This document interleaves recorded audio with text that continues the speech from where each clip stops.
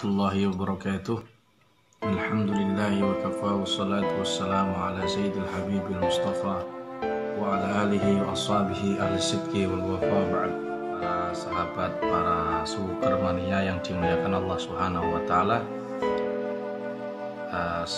Saya sekarang sedang melean gadang, dan pada kesempatan kali ini saya tidak sia-siakan kesempatan. Jadi daripada ini latar belakang saya meng-share doa ini adalah karena banyaknya orang bertanya ketika ada orang yang kita cintai, misalkan anak kita itu benci sama kita, keluarga kita benci sama kita,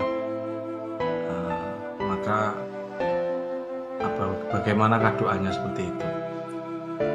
Maka sebelum saya jawab caranya atau doanya, itu pertama, ini jangan menjadikan tolak ukur ridhoan manusia itu sebagai tujuan dari aktivitas kita. Jadi jangan menjadi tolak ukur bahwa saudara kita, kerabat kita, keluarga kita ini jadi tolak ukur aktivitas kita. Sebagaimana Allah katakan, wa qul i'malu fasayarallahu a'malakum wa rasuluhu wal mu'minun.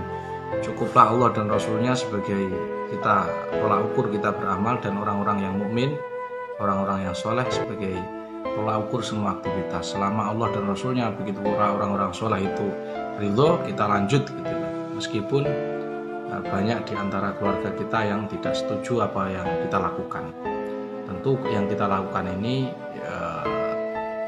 kalau diridhoi Allah dan Rasulnya, kalimat ridho Allah dan Rasulnya tentu syariat. Itu adalah introspeksi kenapa muhasabah, bahwa kenapa kita dibenci sama orang.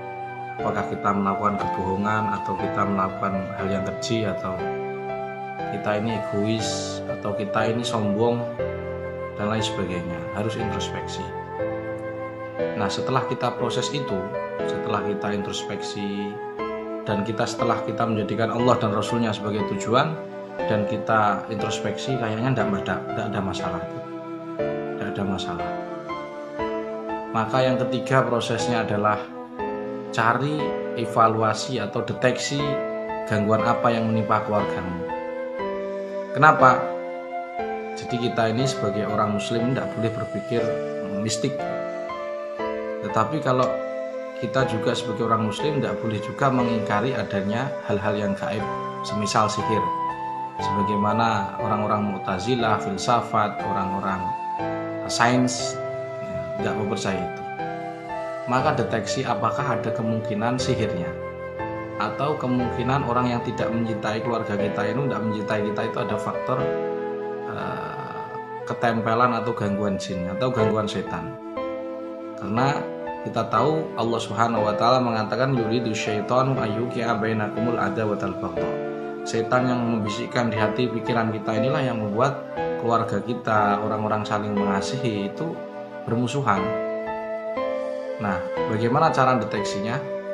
Gampang, nggak perlu nerawang, nggak perlu meraga sukma, nggak perlu pula mediumisasi.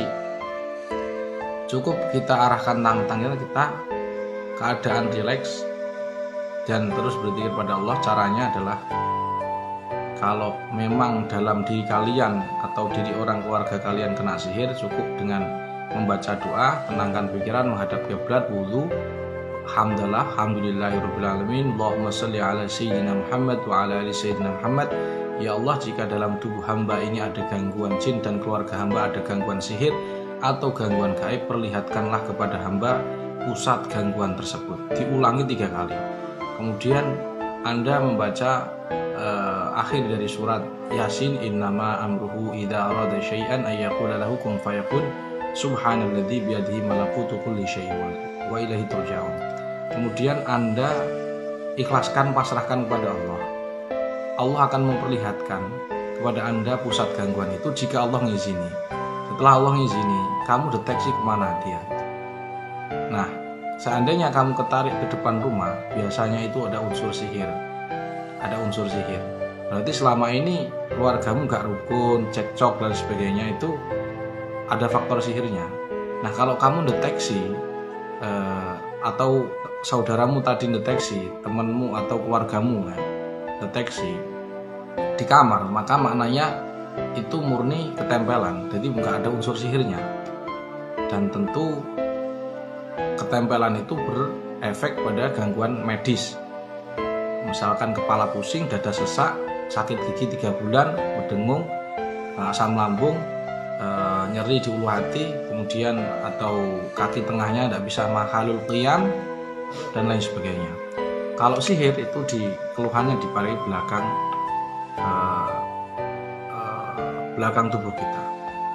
Nah, sesudah kita deteksi ternyata tidak ada. Nah, ini ya yang perlu. Jadi pikiranmu jangan mistik dulu, supaya netral ya, pikiran negatifmu hilang. Maka setelah kita diagnosa, oh saya nggak ada itu, nggak ada unsur saudara saya ketempelan, nggak ada sihirnya. Karena perlu orang benci itu kadang-kadang bisikan setan, sebagaimana Allah katakan tadi. Bahkan dikatakan setan ini bisa membuat ekonomimu lemah, yaitu kumul faqr wa ya'murukum bil fahsya, membuat kamu fakir, bisnismu gagal terus karena setan membisikimu malas, setan membisikimu marah, sehingga kamu cekcok dengan keluargamu dan lain sebagainya. Maka setelah kita melakukan proses yang ketiga ini, maka doa mahabbah ini bisa dibaca. Tetapi sekali lagi deteksi dulu adakah gangguan gaibnya, karena kalau kamu baca doa ini ternyata masih ada gangguan gaibnya, ya percuma. Maksudnya percuma itu kasus-kasus sebelumnya kan belum selesai gitu. Baik, sudah kita melakukan itu, tadi kita jangan menjadikan selain Allah, Rasul dan orang-orang mukmin sebagai tumpuan dari semua tujuan kita. Kemudian kita bermuhasabah, kemudian kita mendeteksi adakah gangguan gaib atau tidak. Nah, yang ketiga ini catatan yang penting, yang keempat menurut saya. Yang keempat adalah doa ini, saya mohon doa ini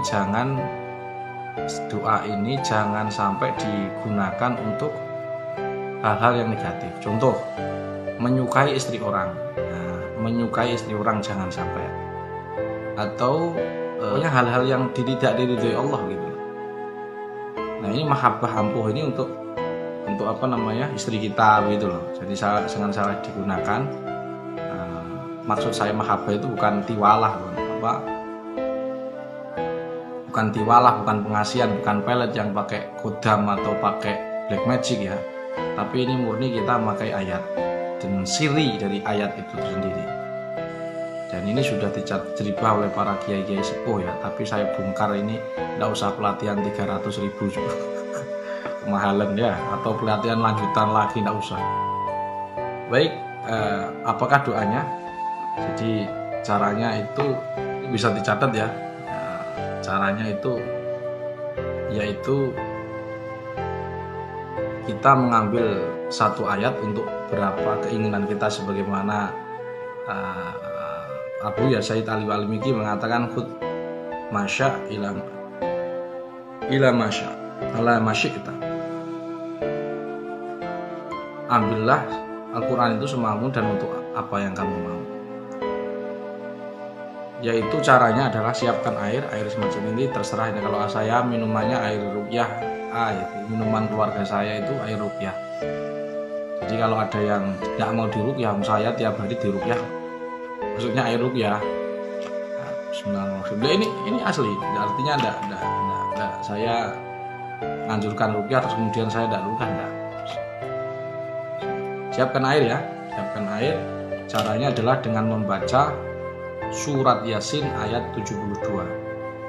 Saya ulangi, surat Yasin ayat 72. Nah, ketika membacanya sebanyak 72 kali. Nah, membacanya 72 kali. Ketika dhamir ha membaca kalimatnya adalah wadzallalnaha lahum faminha rakubuhum wa minha ya'kulun. Ya, saya ulangi, wadzallalnaha lahum faminha rakubuhum wa minha ya'kulun. Nah, itu ayat sebelumnya itu tentang bercerita tentang hewan ternak. Hewan ternak itu telah Allah tundukkan kepada kita sehingga kita di ayat kedua itu Allah menerangkan dan kita menundukkan mereka, dan maka sebagian di antara faminha, sebagian dari hewan ternak, an'aman itu rakubuhum wa minha ya'kulun, yang kita tunggangi dan kita makan. Nah, berarti kan kalimatnya wadzallalnaha lahum.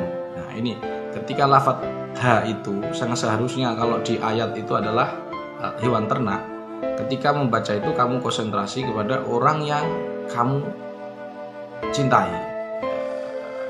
Misalkan anak kamu kayak saya, misalkan anak saya ini sering saya tinggal. Nah, khawatirnya nanti dia kan melihat saya biasa-biasa. Saya pengen anak ini kan biar tahu kalau ini abinya kan, walaupun sering ditinggalkan gitu. Caranya minum air begini. Baca bismillah, a'udzubillahi minasyaitonirrajim, hajat kita kepada Allah dalam keadaan wudu, atau sesering mungkin tidak apa-apa ya. Kapan dibaca? Ya sering mungkin tidak apa-apa. Quran ini semakin kamu baca semakin berpahala. Beda dengan kalimat yang majhul, yang la yu'rafu makna, yang tidak kenal, kita tidak mengetahui maknanya. Dibacakan wadzallalnaha lahum faminha rakubuhum. Jadi ketika lafadz ha itu konsentrasi pada anakmu. Misalkan wadzallalnaha lahum faminha rakubuhum wa minha ya'kulun, wadzallalnaha lahum faminha rakubuhum wa minha ya'kulun, wadzallalnaha, konsentrasi pada putranya supaya putranya ini cinta kepada kita. Faminha rakubuhum minha ya'kulun. Bismillahirrahmanirrahim. Hewan gair. Nah, kemudian itu diminumkan anaknya. Bismillahirrahmanirrahim. Alhamdulillah. Ya, itu aja dulu. Jadi saya ijazahkan doa ini. Jadi metodenya memakai air asma. Nanti tidak muntah, warna ini bukan gangguan jin. Jadi ini murni karena ya kita ikhtiar dengan bacaan ayat Al-Quran itu untuk minta kepada Allah Subhanahu wa Ta'ala. Insya Allah dengan semacam itu Allah akan mengijabahi. Allah mengatakan walillahil asmaul husna fad'uhu biha. Jadi tidak pakai khudam, jangan termakan hoax orang-orang yang yang di sebelah itu baca air yang kun fayakun sampai 7 juta mahalnya itu. Jangan termakan hoax itu, karena ayat Al-Quran sama sekali tidak pakai khudam ya, tidak pakai khudam. Kalau ngomong Quran pakai khudam tentu dia ini adalah menganggap Quran itu sihir, waliyadzubillah. Sekali lagi saya ijazahkan doa surat Yasin ayat 72 dibaca 72 kali. Kenapa tidak ganjil saja? Karena ayatnya ayat ke-72 dan itu ditajribah oleh para kiai kita, kiai sepuh. Saya katanya Kiai Musyafa' Ali ya, itu mengijazahkan itu di doa itu dibaca 72 kali. Ketika dhamir ha wadzallalnaha itu konsentrasi pada orang yang dicintai, dibaca 7 kali, kemudian diletakkan ke air. Insya Allah mereka akan semakin mahabbah kepada kita, sehingga kehidupan kita sakinah, mawaddah, warahman. Sekali lagi yang keempat tadi, nomor keempat, jangan lakukan ini kepada orang yang tidak Allah ridhoi, janda-janda sebelah rumahmu atau istri orang lain atau orang yang belum halal bagimu untuk mencintai itu. Demikian, mudah-mudahan bermanfaat. Semoga Allah Subhanahu wa Ta'ala menjaga kalian dan kita di bulan Maulid ini dikumpulkan atau mahabbah kita kepada Rasulullah SAW semakin bertambah. Demikian, hadanallahu wa iyyakum ila shiratal mustaqim.